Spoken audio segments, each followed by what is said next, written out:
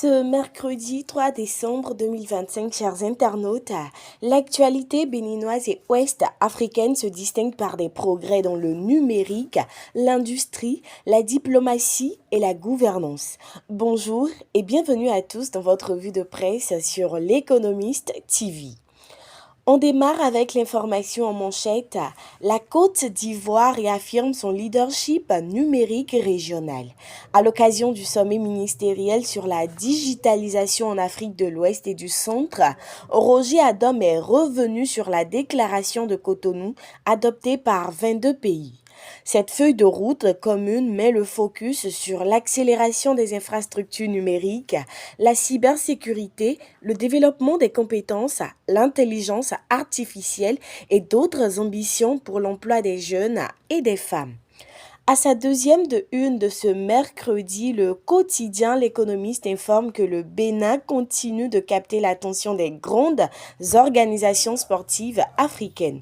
Et pour cause, la zone industrielle de Glodjigbe a accueilli 27 novembre dernier une délégation de NBA Africa et de la Basketball Africa League venue évaluer le potentiel industriel du Bénin pour produire des équipements et tenues sportives. Impressionné par le dispositif industriel de la plateforme industrielle de Glodjigbe en matière de textile, la délégation envisage un partenariat avec la GDIZ. Les joueurs de la balle pourraient, dans les prochains mois, être habillés par des productions 100% made in Benin. Le renforcement des liens diplomatiques demeure également au cœur de l'actualité du jour avec l'économiste du Bénin.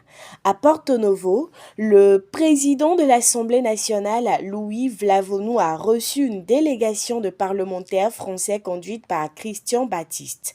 Objectif: approfondir la coopération bilatérale dans l'éducation, la santé et l'économie. Pendant ce temps, au Sahel, les rapports de force économiques évoluent rapidement avec l'uranium qui entre désormais en marché libre. Après la nationalisation des activités d'Orano, Niamey a décidé d'ouvrir les ventes d'uranium aux enchères internationales. Un intérêt attiré par des puissances comme la Russie et l'Iran dans un contexte mondial de transition énergétique pour maximiser les revenus et renforcer la souveraineté économique du pays. Enfin, au Bénin, la modernisation des infrastructures poursuit son essor.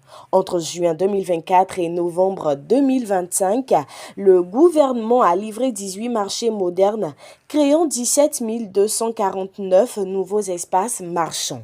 Les zones urbaines comme Ganri, Kadjeon et Ménoté ont été profondément transformées, une dynamique qui améliore les conditions de travail, l'hygiène et fluidifie l'activité commerciale dans le Grand Nokoué. C'est sur cette note que nous clôturons cette revue du mercredi 3 décembre 2025.